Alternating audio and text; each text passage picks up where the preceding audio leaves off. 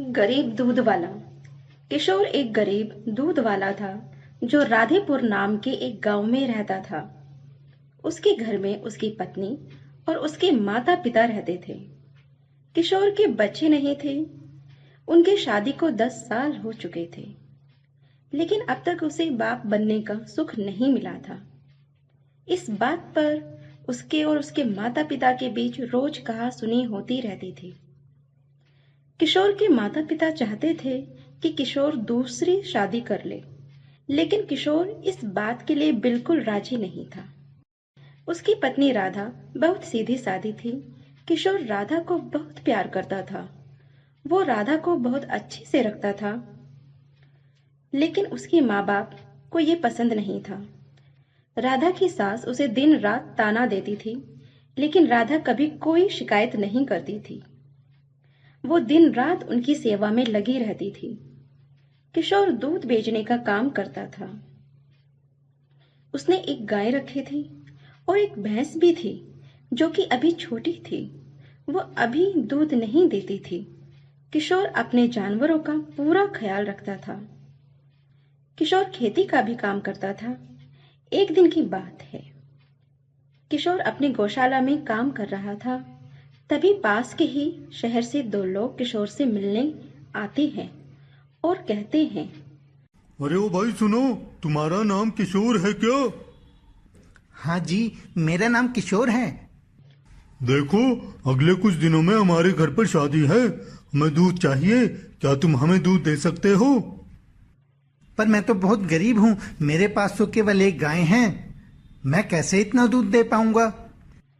फिर वो शहर वाले कहते हैं, हमारे पास कुछ दूध देने वाले जानवर हैं, तो कुछ दिनों के लिए उन्हें अपने पास रख ले और उनका दूध भी निकाल कर हमें दे दे। ठीक है, मैं अपनी पत्नी से पूछकर बताता हूँ, क्योंकि वो ही जानवरों का ध्यान रखती है। मैं तो बस दूध बेचने का काम करता हूँ। और फिर वो आदमी वहां से चला जाता है। किशोर मन ही मन खुश हो जाता है कि उसे अब गरीबी का जीवन नहीं बिताना पड़ेगा। उसकी खुद की डेयरी होगी और वो बहुत सारा पैसा कमाएगा। ऐसा सोचकर वो अपनी पत्नी राधा को बुलाता है और कहता है, राधा, ओ राधा, कहाँ है तू? जरा बाहर तो आ। अरे क्यों चिल्ला रहे हो? आ रही हूं। राधा काम छोड़कर बाहर आती है तो किशोर उसे सारी बातें बता देता है। राधा कहती है, ठीक है जी, जैसा तुम्हें ठीक लगे। फिर वो दोनों अपने कामों में लग जाते हैं। अगले कुछ दिनों में किशोर के पास दूध देने वाले जानवर देखकर गांव वाले परेशान थे कि अचानक किशोर के पास इतने जानवर कहां से आ गए। एक गांव वाला दूसरे गांव वाले से बात करता है, अरे भैया, एक किशोर के पास इतने जानवर कहाँ से आ गए? अचानक इसकी तो औकात ही नहीं इतने जानवर खरीदने की। ये चमत्कार कैसे हो गया? हाँ भैया, तुम भी ठीक कहते हो, हम भी हैरान हैं। चलो पता करते हैं कि ये चमत्कार आखिर कैसे हुआ। फिर वो दोनों वहां से सीधे किशोर के घर पहुंच जाते हैं। वो जानते थे कि किशोर की पत्नी बहुत सीधी सादी है। वो उन्हें सब कुछ बता देगी और ऐसा ही हुआ। किशोर किसी काम से बाहर गया हुआ था। घर पर बस राधा और उसके सास ससुर थे। वो दोनों गांव वाले राधा के पास आते हैं और कहते हैं, नमस्ते राधा भाभी, कैसी हो? किशोर भैया नहीं दिख रहे? हाँ, वो घर पर नहीं है। क्या काम है आपको? अरे कुछ नहीं भाभी, वो तो हम बस यही आ गए भैया का हाल जानने। सुना है उन्होंने पशु खरीदे हैं। हाँ हाँ, ठीक सुना है। फिर राधा उनको सारी बातें बता देती है। राधा की सास ये सारी बातें सुन लेती है। कुछ देर बाद वो दोनों गांव वाले वहां से चले जाते हैं। शाम को जब किशोर घर आता है तो किशोर की माँ उसे सारी बातें बता देती है और कहती है, तेरी बीवी के पेट में तो कोई बात टिकती ही नहीं। बता दी ना सारी बातें उन गांव वालों को। तो क्या हुआ माँ, इसमें छुपाने वाली क्या बात है? अरे बेटा, तू जानता नहीं ये गांव वाले कितने खराब हैं। तू बेकार ही चिंता करती है माँ, कुछ नहीं होगा। बस तू तो अपना आशीर्वाद दे मुझे। मेरा बेटा, तू भी बहुत भोला है। खैर, भगवान तुझे शक्ति दे। और फिर अगले दिन किशोर और राधा जानवरों की देखरेख में लग जाते हैं। किशोर उन्हें जंगल से घास लाकर खिलाता है और राधा उन्हें पानी देने का काम करती है।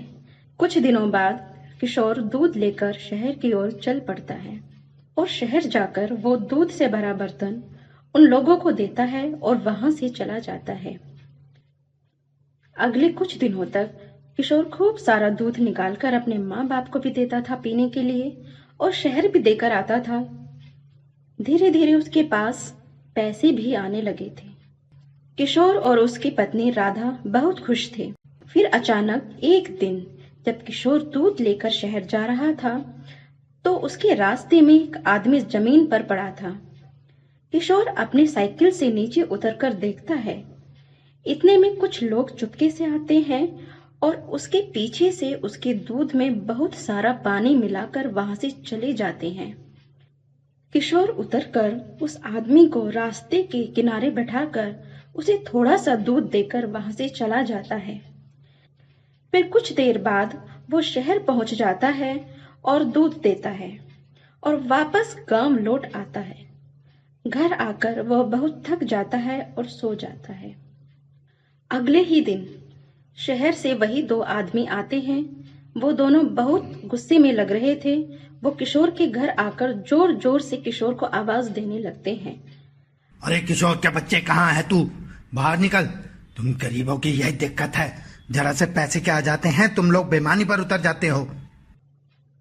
किशोर भागकर बाहर आ जाता है और उन आदमियों के पैरों पर गिर जाता है। वो आदमी उसे धक्का देकर दूर गिरा देते हैं। इतने में शोर सुनकर गांव वाले भी वहां जमा हो जाते हैं। क्या हुआ साहब, मुझसे क्या गलती हो गई? क्यों बे, कल तूने कैसा दूध दिया, सारी मिठाई खराब हो गई। तुझे पता है हमारा कितना नुकसान हुआ है? पर मैंने तो वही दूध दिया है जो रोज देता था। वो सब हमें नहीं पता। तेरी वजह से हमारा बहुत नुकसान हुआ है। अब हमें तुझसे दूध नहीं लेना। नहीं नहीं साहब, ऐसा मत कीजिए। अब हमें कुछ नहीं सुनना। अब हम अपने पशु भी ले जा रहे हैं। हमें ऐसे बेईमान आदमी से दूध नहीं लेना। साहब, मैंने कुछ नहीं किया। लेकिन वो आदमी कुछ नहीं सुनते और अपने जानवर ले जाते हैं। किशोर वहीं खड़ा ये सब देख रहा था। उसकी पत्नी भी ये सब देख रही थी। सारे गांव वाले भी किशोर पर हंस रहे थे। किशोर चुपचाप अंदर चला जाता है और दरवाजा बंद कर लेता है और गांव वाले भी वहां से चले जाते हैं। रात हो जाती है।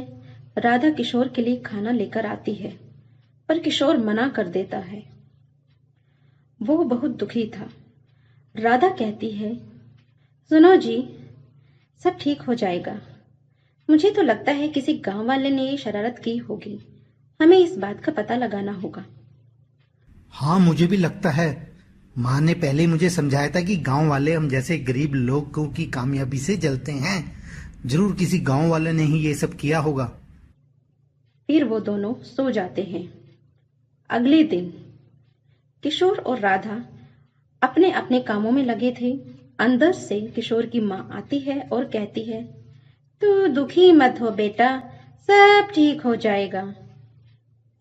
पर माँ, गांव में हमारी इतनी बदनामी हो गई, लोग मेरे बारे में क्या सोच रहे होंगे? तू इस बात को मत सोच। तू तो ये सोच कि इस बीच तेरे साथ कुछ हुआ तो नहीं था। फिर किशोर माँ की बात को ध्यान में रखते हुए सोचने लगता है और तुरंत कहता है, हाँ माँ, तूने सही कहा। वो जब मैं उस दिन शहर जा रहा था दूध देने तो रास्ते में एक आदमी बीमार हालत में जमीन पर गिरा हुआ था। मैंने उसे उतरकर एक जगह बिठा दिया। मैंने अपनी साइकिल दूर खड़ी की, शायद तभी किसी ने मेरे दूध में कुछ मिला दिया हो। तुझे उस आदमी की शक्ल तो याद है ना? नहीं माँ, मैंने ठीक से उसे देखा नहीं। उसने अपना मुंह ढका हुआ था। ये दुनिया भी कैसी है, किसी गरीब का भला नहीं होने देते।